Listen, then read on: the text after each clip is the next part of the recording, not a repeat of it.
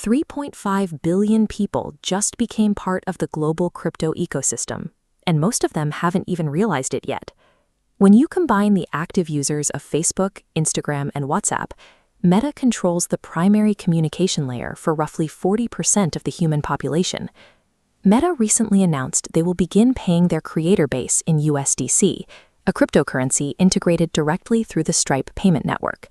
Crypto exchanges have spent a decade trying to onboard active users through expensive marketing. With a single press release, Meta bypassed that struggle by turning their existing audience into crypto holders by default. This diagram shows the mechanism of USDC. It's a stablecoin, pegged one-to-one with the US dollar, functioning as programmable cash. Collateralized by real dollars, it avoids the extreme volatility of Bitcoin. For creators, this means a paycheck that doesn't fluctuate in value. Traditionally, international payments are slow and expensive. They rely on the SWIFT network, involving multiple correspondent banks, high transfer fees, and mandatory currency conversions that eat into a creator's margins.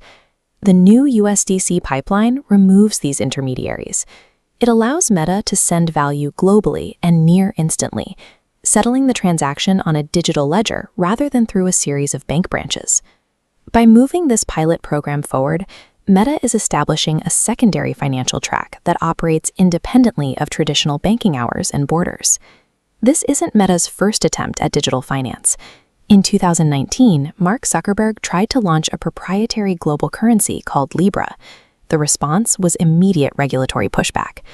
Governments expressed concern that a tech giant controlling its own currency could undermine national monetary sovereignty.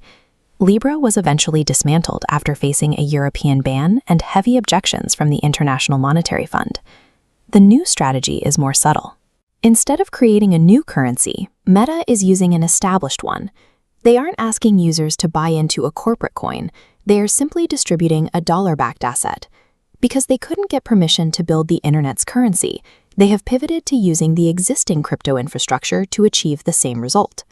The rollout is currently limited to specific markets, including Colombia and the Philippines. These regions are ideal testing grounds because they combine high-volume digital commerce with local banking systems that are often difficult for individual creators to navigate. This follows a specific corporate playbook. Verify the tech with one feature, in one region, using one specific asset. For creators in these test markets, they now possess liquid digital value that can be moved or spent without ever entering a traditional local bank account. These regional pilots are the final calibration step. Once the system is proven, the technical barrier to a global release virtually disappears. In most jurisdictions, crypto taxation is triggered when an asset is sold and moved into a bank account as fiat currency. But this system raises a difficult question for regulators. What happens if that value never touches a bank at all? This is a closed-loop economy.